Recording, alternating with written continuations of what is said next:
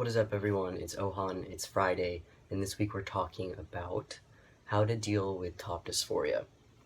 I think this is a really good week for me to talk about this because it's been on my mind a lot. I mean, I guess any week would be a good week to talk about it for me because it's always on my mind a lot. But anyway, so I made a list here of things you can do. There's like a short term and a long term kind of thing. Because one of the things that annoyed me the most when I was struggling with top dysphoria was people saying it's only temporary. While this is true and that may help some people, I guess, be able to see their future down the line and know that it's not gonna be like this forever, it didn't really help me. If anything, it made me more annoyed because I was just like, you think I don't know it's temporary? I'm talking about now. Like, I'm talking about right now.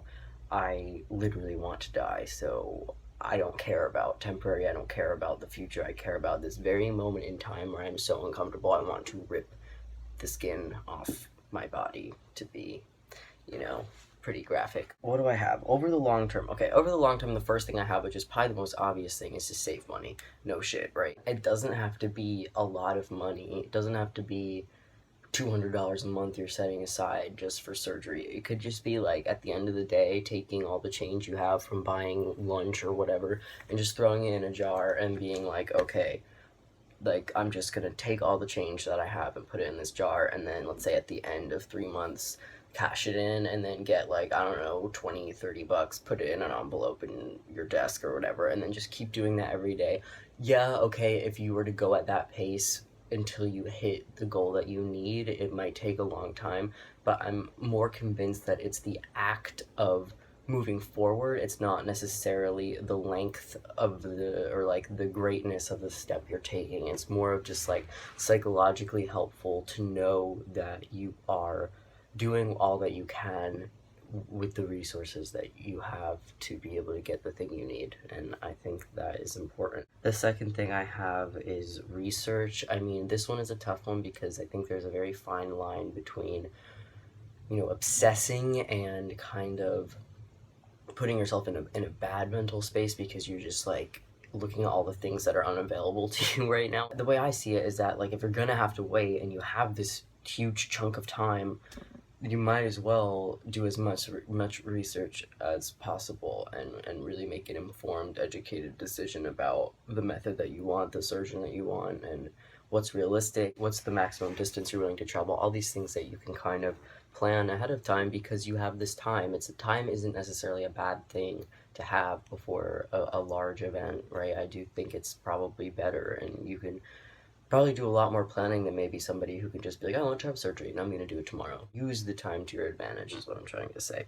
And then the third thing I have, I'm having trouble speaking right now. The third thing I have is work out if you can. I was in a situation where I was so dysphoric that I could not bring myself to work out in public, and a lot of the time even on my own. I couldn't do it. I couldn't feel that feeling of having something there and exercise. Just like the combination was really difficult for me mentally, and I just couldn't really do it. I tried to do what I could. I wish I worked out more before, but I just mentally I wasn't able, and I don't think I need to justify or explain myself. That's just, it was what it was. If you have the ability to work out before, it can help you just feel better about, not only feel better about your chest, but also just like endorphins are a thing. When you work out, you feel better about yourself, and that encompasses your whole body. The thing for short term that would help me the most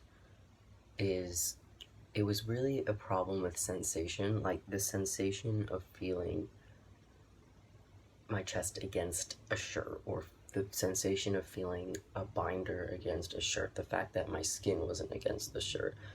Those sensations were seriously enough to send me into like a full-blown panic attack. And so what I had to do was practice mindfulness in noticing other sensations. So what I would do, for example, is like put my hand on something cold, and then I had to tell myself to list 10 things, 10 specific things about the sensation of my hand against cold and what was happening. Sometimes I would just be sitting down at a desk and I would be like, I'm gonna freak out right now. I would just put my finger on wood and I would say, like, a wooden desk or whatever, and I would just be like, okay, name 10 things about what this feels like, and I was like, okay, I can feel, like, the grain in the wood, like, which way is the grain going, and if I, like, changed the direction, what does that feel like? I mean, just, like, really, it sounds so dumb, I know how dumb it sounds, but it's really just an exercise in changing the path of your mind to notice something else and to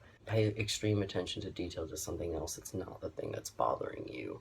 And I would say that that helped remove me a little bit from those kind of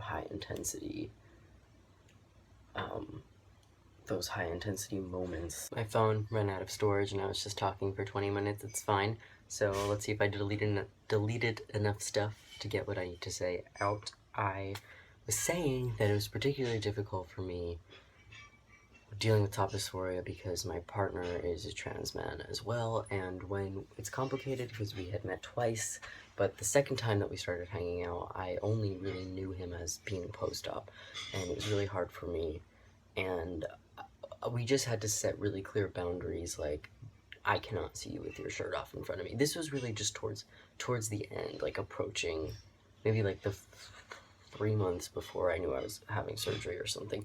I of course started off really, really happy for him, and then as my dysphoria worsened, I just couldn't be around somebody who had a really beautiful looking chest. Like, it sounds really messed up, but it was what I needed at that time, and he was really respectful of it. So I guess my advice too is how to deal with top dysphoria is just don't be afraid to really explicitly state what your boundaries are with people.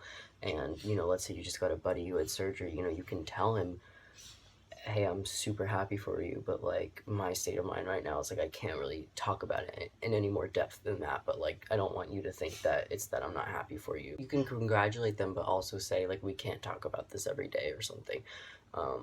Whatever it is for you, but just don't be afraid to set those boundaries. So that could be one way to help you. So that's it for now.